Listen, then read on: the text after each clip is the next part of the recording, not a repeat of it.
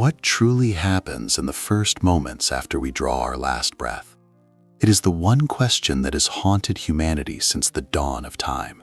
A question shrouded in mystery, faith, and for many, a deep-seated fear. We are told stories, we read scriptures, we hold on to hope, but the finality of that moment, the crossing of that threshold, remains the ultimate unknown. For most of us, this is a veil that will only be lifted when our own time comes. But what if someone, a simple, humble soul, was given a glimpse behind that curtain? What if they were permitted to witness the spiritual mechanics of eternity, not as a metaphor, but as a direct, terrifying, and awe-inspiring reality? This is the story of Saint Faustina Kowalska, the Apostle of Divine Mercy. And this video will reveal her chilling, detailed account of watching a soul confront its own particular judgment, a moment where it discovers with absolute certainty if its immediate future lies in the purifying fires of purgatory or the eternal despair of hell. This isn't just a story, it's a spiritual blueprint of what may await us all. But who was this humble Polish nun? Why would she be chosen for such a profound and terrifying mission? Born Helena Kowalska in a small village in Poland, she was an ordinary woman from a poor family. Yet from a young age, she felt an extraordinary call, a call to a life devoted entirely to God, a life that would eventually lead her to become the secretary and apostle of Jesus' message of divine mercy. Her diary, a collection of over 600 pages, is not just a book, it is a spiritual testament, a window into a reality that our mortal eyes cannot perceive. In it, she recorded conversations with Jesus, visits from angels, and visions of the afterlife that are so vivid, so detailed, that they leave even the most skeptical reader in a state of profound contemplation. It's a celestial journal filled with secrets of heaven, purgatory, and hell. Imagine a young nun in a quiet convent in Krakow suddenly being shown the laws that govern eternity. She wasn't a theologian or a scholar. She was a vessel chosen for her simplicity and trust to receive and transmit a message of immense importance for our times, a message of God's infinite mercy, but also a stark warning about the reality of His justice. Within the pages of her diary, among countless revelations, lies an account that stands out for its raw, unfiltered look at the moment of judgment. It's not a story about a distant historical figure. It is the story of a soul, just like ours, facing the consequences of a life lived. A soul hovering between two eternities, with everything hanging in the balance. Saint Faustina was not just a spectator in these visions. She often felt the emotions, the terror, and the relief of the souls she witnessed. She was an active participant in the spiritual drama, asked by heaven to pray, to suffer, and to record what she saw so that we, generations later, could understand the gravity of our choices. The vision we are about to explore is one of the most intense and instructive in her entire diary. It reveals a step-by-step process of how a soul is judged, not by a distant, cold tribunal, but in a deeply personal and intimate encounter with truth itself. It's a process that begins even before the final judgment is passed. So prepare yourself. We are about to step beyond the veil of the visible world. Forget what you think you know about the afterlife from movies or popular culture. This is a direct testimony from a canonized saint of the Catholic Church. But before the final verdict of purgatory or hell is revealed to the soul, something else happens.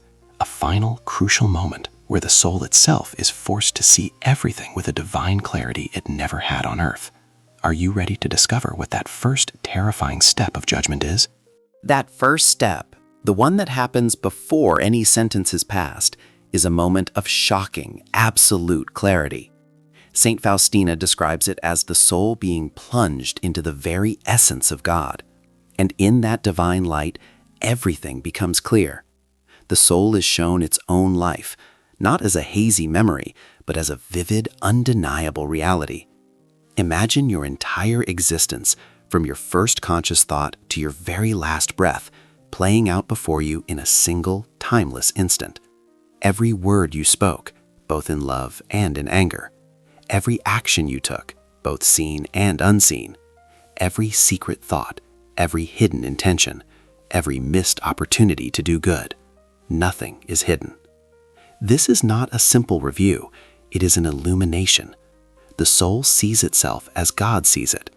All the excuses we make for ourselves, all the justifications for our sins, all the little lies we tell ourselves to sleep at night, they all evaporate like mist in the sun. What is left is the raw, unvarnished truth of who we became. Saint Faustina witnessed the soul's reaction to this panoramic vision of its own life. It is a moment of profound, often agonizing self-awareness. The soul sees the ripple effect of its actions. It feels the pain it caused others as if it were its own. It understands the true weight of its selfishness, its pride, its indifference. Think about it for a moment.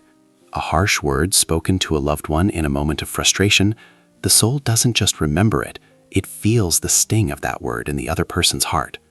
A small act of kindness, a moment of genuine compassion, the soul feels the warmth and gratitude it generated. It is a complete accounting where every spiritual debt and credit is made known. In this divine light, the soul becomes its own judge. There is no need for an external accuser, because the soul's own conscience, now fully enlightened, points out every failure. It sees the infinite love and grace that God offered it throughout its life, and it sees every single time it turned away, choosing its own will over God's. This experience is described by many mystics, not just Saint Faustina. It's often called the illumination of conscience. It's a moment of truth so powerful, so overwhelming, that it strips away all illusion. The masks we wear in life fall away. The person we pretended to be is gone. Only the true state of our soul remains. But why does this happen? Is it a form of divine punishment? According to Saint Faustina's revelations, the purpose is twofold. First, it is an act of ultimate truth. The soul must understand the justice of what is to come. It must see for itself why purification is necessary, or why it has, through its own free choices, separated itself from God. Second, and this is crucial, it is a final, profound act of mercy. Even in this moment of judgment, God is still extending His hand. He is showing the soul the truth, not to condemn it, but to invite it to a final act of contrition, a final acceptance of His mercy. The vision of its own sinfulness is meant to provoke a cry for forgiveness. The soul now stands naked before its Creator, fully aware of its state. It has seen the good it did and the good it failed to do. It has felt the love it shared and the love it rejected. It knows itself perfectly. And it is at this precise moment, with this perfect self-knowledge, that the path splits. The soul's reaction to this truth is what determines the next step. So, with its entire life laid bare, what is the one single choice, the one fundamental disposition of the soul that determines whether it is open to the purifying love of purgatory or seals its own tragic fate in hell? The answer lies not in what the soul did, but in what it does now with this unbearable truth. That pivotal choice, the one that separates two eternities, is not based on the magnitude of sins committed, but on the soul's final orientation of its will. It all comes down to one of two responses to the blinding light of truth: humility or pride. Let's first look at the soul destined for purgatory. This soul, having seen the full panorama of its life, is crushed by the weight of its own sinfulness. It feels a profound shame and sorrow. It sees the infinite goodness of God, and in comparison, its own wretchedness. But here is the critical difference. Despite its unworthiness, a flicker of love and trust remains. In that moment of absolute truth, this soul does not despair. It does not turn away from the light. Instead, it turns towards it. It makes a final, desperate act of faith. It essentially says, "My God, I see who I am. I am not worthy of you. I have failed you. But I trust in your infinite mercy. I throw myself upon your love. Purify me, burn away my imperfections, do whatever is necessary so that I may one day be with you." This is the cry of the humble heart. It is the recognition that it cannot save itself, but that God can. This soul accepts the justice of its situation. It understands that it is not yet pure enough to enter the perfect holiness of heaven, and it desires that purification. Purgatory for this soul is not a punishment to be endured, but a grace to be accepted, a painful yet merciful cleansing fire of love that prepares it for eternal joy. This is the very essence of the divine mercy message that Saint Faustina championed: trust. Even at the 11th hour, trust opens the floodgates of God's mercy. Now, consider the other path, the one that leads to eternal loss. The soul destined for hell sees the exact same vision of its life. It sees its sins with the same divine clarity, but its reaction is one of defiant pride and utter despair. Instead of sorrow and humility, this soul is filled with rage.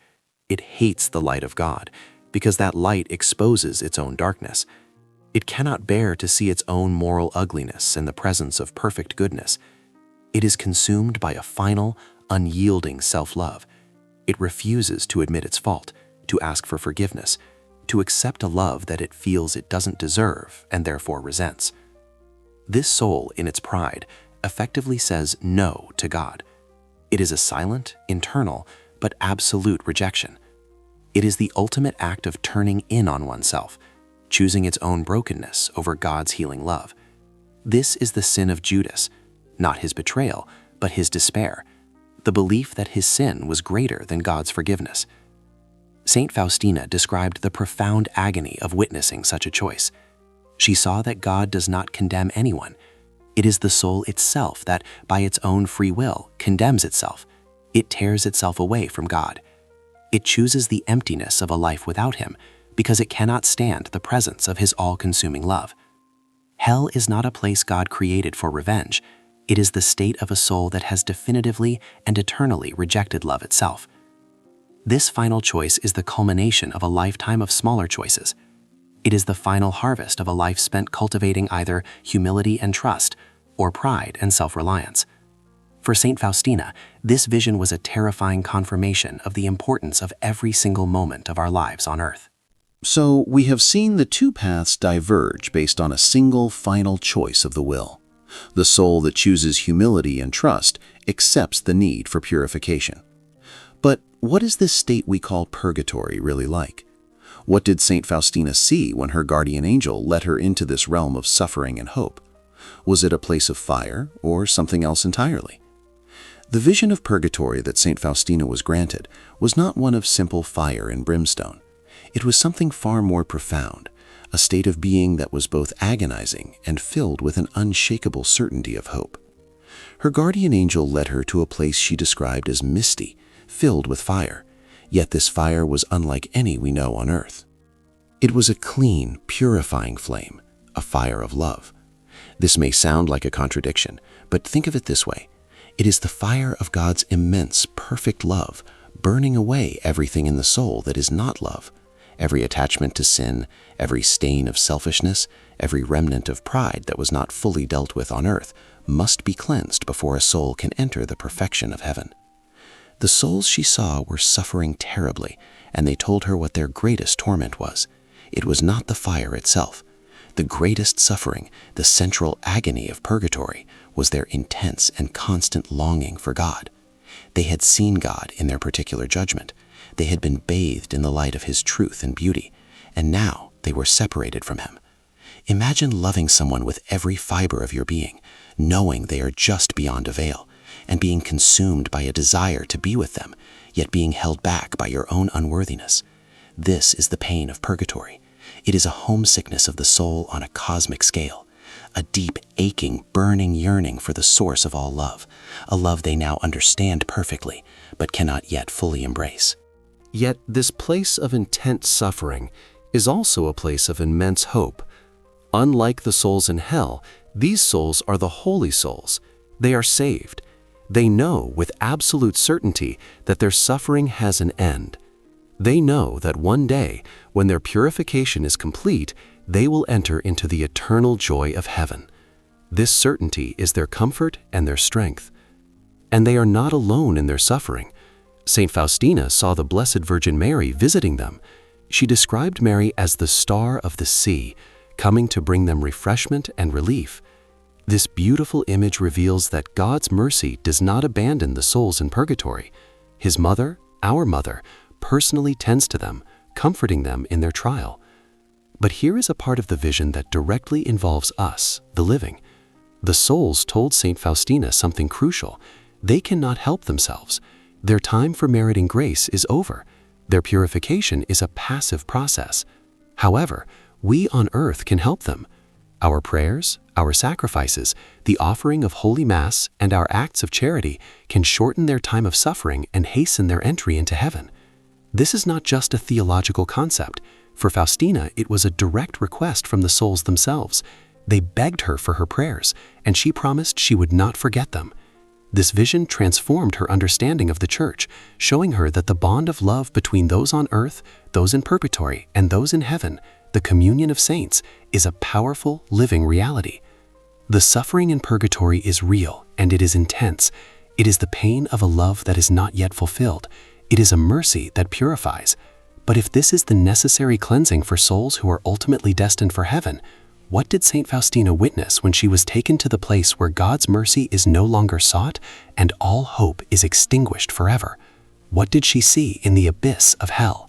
The journey Saint Faustina took from the misty hope of purgatory to the stark reality of hell was a descent into a horror that she admitted she could barely describe with human words.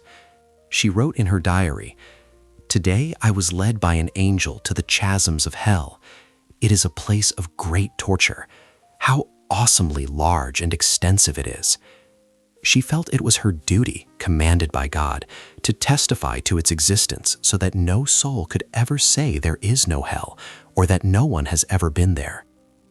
Unlike purgatory, which is a state of temporary purification, hell is a final, eternal state. And the tortures she witnessed were not arbitrary punishments inflicted by a vengeful God. Instead, she described them as the direct, eternal consequences of the sins chosen by the soul during its life on earth. Each soul suffers in a way that corresponds to its particular form of rebellion against God. The first and greatest torment, the one that constitutes the very essence of hell, is the eternal loss of God. This is not just an absence of something good. It is a gnawing, agonizing void. The soul was created by God and for God. Its deepest purpose is to be united with Him. In hell, the soul is eternally separated from its only source of peace, love, and fulfillment. It is a state of perpetual spiritual suffocation, an unquenchable thirst that will never be satisfied. The second torment she described is a continual remorse of conscience. This is a terrifying echo of the particular judgment, but without any hope of mercy.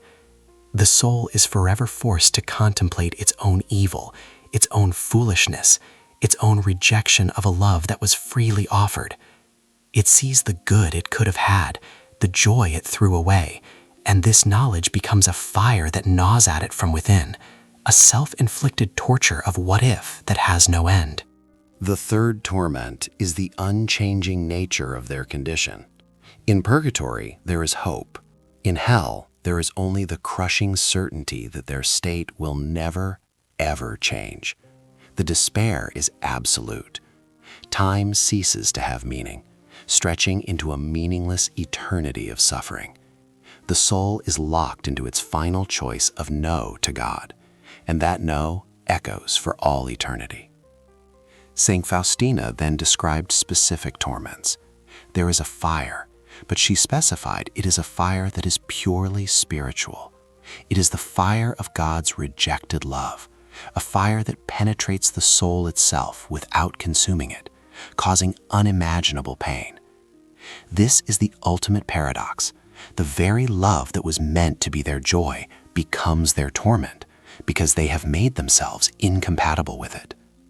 She also witnessed a perpetual darkness and a horrible, suffocating stench. But within this darkness, the devils and the souls of the damned see one another. They see the hideousness of their own sin and the sin of others, and this mutual hatred and despair amplify their suffering. There is no companionship in hell, only shared misery and eternal accusation. She noted that there are special tortures for different senses, tailored to the way the soul sinned. Those who sinned with their eyes suffer torments related to sight. Those who sinned with their tongues suffer in a way connected to speech. It is a perfect, terrifying justice, where the instrument of sin becomes the instrument of punishment. Saint Faustina wrote that she would have died from the terror of what she saw if the omnipotence of God had not sustained her. She wrote this down, she said, so that every soul would know the reality of what it is risking. But even in this horrifying vision, there is a message of mercy. God showed her this not to frighten us into submission, but to warn us out of love. He does not desire this for anyone. He is showing us the terrifying final destination of a path he begs us not to take. This vision raises a profound question. If God is all-merciful and all-loving, how can such a place even exist? How does the reality of hell reconcile with the message of divine mercy? The answer lies in the one gift that God will never take back from us, not even to save us from ourselves. That one gift, the gift that makes both love and tragedy possible, is our free will. Saint Faustina's visions, in their stark contrast between purgatory and hell, are a powerful testament to the absolute sovereignty of human choice. God, in His infinite love, created us not as puppets, but as free beings, capable of genuinely choosing to love Him in return. A forced love is no love at all. The very existence of hell, as terrifying as it is the ultimate proof of God's respect for our freedom. He will not force His way into our hearts. He stands at the door and knocks, as the scriptures say, but it is we who must open the door from the inside. If a soul, throughout its life and in its final, definitive moment, chooses to keep that door locked, sealed by pride and rejection, God respects that choice. This is the difficult truth at the heart of the mystery of evil and suffering. God's mercy is an ocean, as Saint Faustina was called by Jesus Himself. It is infinite, boundless, and available to the greatest of sinners. But even an infinite ocean cannot fill a vessel that is deliberately and stubbornly held upside down. The soul's no is the one barrier that God's mercy will not violate. Hell, therefore, is not a failure of God's mercy, but the tragic triumph of a soul's misused freedom. It is the state of being that a soul creates for itself when it chooses self-love over divine love, darkness over light, and isolation over communion. It is the logical, self-imposed consequence of a life lived as if God does not matter. This understanding is critical. It moves the focus away from a God who arbitrarily condemns to a God who lovingly warns. The visions given to Saint Faustina were not meant to portray God as a tyrant, but as a heartbroken father showing his children the deadly cliff they are walking towards. He is not pushing them, He is pleading with them to turn back. This is where the message of divine mercy shines most brightly against the dark backdrop of hell. The message is simple. No matter how far you have gone, no matter how great your sins, it is never too late to turn back as long as you are alive. The door to mercy is always open. Jesus told Saint Faustina that the greater the sinner, the greater the right they have to His mercy. This message gives context to the particular judgment. The soul is not judged on a curve or compared to others. It is judged against the backdrop of the infinite love and grace it was offered.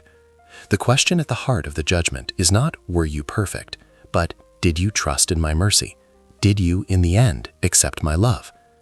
So what can we, the living, take from these profound and terrifying visions? They are not just stories to satisfy our curiosity about the afterlife. They are a practical, urgent guide for our lives right now. They reveal a spiritual reality that is unfolding with every choice we make every day. These revelations give us a kind of spiritual map. They show us the two paths and their ultimate destinations. They teach us that humility, trust, and a sincere cry for forgiveness are the keys that unlock the gates of mercy. Conversely, they warn us that pride, despair, and a stubborn refusal to repent are the tools a soul uses to build its own prison. The question then becomes, how do we cultivate that spirit of humility and trust in our daily lives? How do we prepare ourselves now for that final, all-important moment? Saint Faustina's diary is not just a book of warnings, it is filled with practical spiritual tools given to her by Jesus himself for this very purpose. Are you ready to learn about the simple yet powerful practices she was given to ensure a soul is prepared for a judgment of mercy? The answer given to Saint Faustina was not a complex theological formula, but a series of simple, powerful devotions accessible to everyone. These are the tools of divine mercy, designed to cultivate a heart of trust and prepare it for the ultimate encounter with God.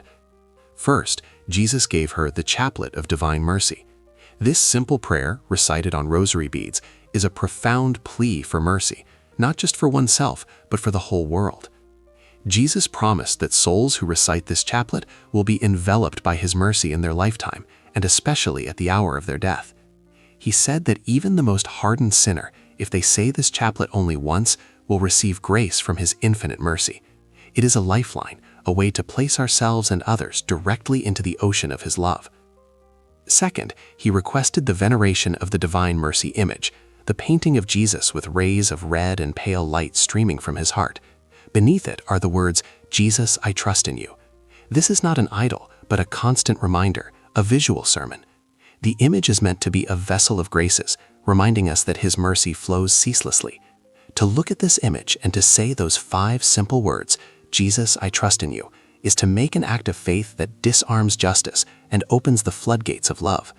It is the perfect antidote to the despair that leads a soul to hell. Third, Jesus established the hour of mercy, 3 o'clock in the afternoon, the moment he died on the cross. He asked Saint Faustina to immerse herself in his passion at this hour, even for a brief moment, to reflect on his abandonment and sorrow, and to plead for mercy for all of humanity in virtue of his sacrifice. This practice connects us directly to the source of all mercy, the cross. It's a daily appointment with the love that conquered death and sin. These practices, the chaplet, the image, the hour of mercy, are not magic spells. They are spiritual exercises. They are ways to train our souls, to soften our hearts, to tear down the walls of pride and build a foundation of trust. They are God's gift to our generation, a remedy for the hardness of heart that Saint Faustina saw could lead to eternal tragedy. The visions of judgment, purgatory, and hell were not the end of the message. They were the introduction. They were the why behind the urgent need for the how of divine mercy. They show us what is at stake, and then Jesus, through Saint Faustina, gives us the very means to secure a judgment of mercy. Transforming insights into action, your practical guide. This knowledge is not meant to paralyze us with fear, but to mobilize us with love and a holy sense of urgency. Here is a practical guide to integrate the message of Saint Faustina into your life, starting today. In the next 24 hours, first, pray the chaplet of divine mercy once. You can easily find the words online. As you pray, hold in your heart a specific person who is struggling, or offer it for the souls of those who will die today, that they may be embraced by God's mercy in their final moments. This small act connects you to the entire world and puts the message of mercy into powerful action. Second, at 3 o'clock in the afternoon, set an alarm on your phone. When it goes off, stop whatever you are doing for just 1 minute. Look at a crucifix or simply close your eyes and say, "For the sake of your sorrowful passion, have mercy on us and on the whole world." Feel the weight of that moment and thank Jesus for his infinite love. In the next 7 days, first, seek out the sacrament of reconciliation or confession. Go not just with a list of sins, but with a desire to encounter the living God in his tribunal of mercy, as Jesus called it. Before you go, ask Saint Faustina to pray for you, that you may have a truly humble and trusting heart and experience the profound peace that comes from being forgiven. Second, start a small mercy journal. Each evening, write down one instance where you received mercy, from God or from another person, and one instance where you had the opportunity to show mercy and either took it or missed it. This practice will build the self-awareness that is crucial for spiritual growth, preparing you for that final moment of truth. Finally, choose one day this week to offer a small sacrifice, like skipping a coffee or a dessert, specifically for the holy souls in purgatory, asking God to shorten their time of purification. In the next 30 days, First, obtain a Divine Mercy image. It doesn't have to be large or expensive. Place it somewhere in your home where you will see it every day, by your bed, in your living room. Make it a habit to look at it each morning and night and sincerely pray the words, "Jesus, I trust in you," making it the first and last prayer of your day. This will slowly transform your default disposition from anxiety to trust. Second, identify one person in your life that you are holding a grudge against. You don't have to call them, but make a conscious decision to forgive them in your heart. Each day for the next month, when that person comes to mind, instead of dwelling on the hurt, say, "In the name of Jesus, I forgive you, and I ask God to bless you." This is a powerful act of mercy that frees you from the poison of pride and resentment. Eternity is not a destination we arrive at, but a direction we choose with every moment of our lives. Subscribe to the channel so you don't miss the next revelations. Comment what you thought of this video and what city you are watching from. Share this with someone who needs to hear this message.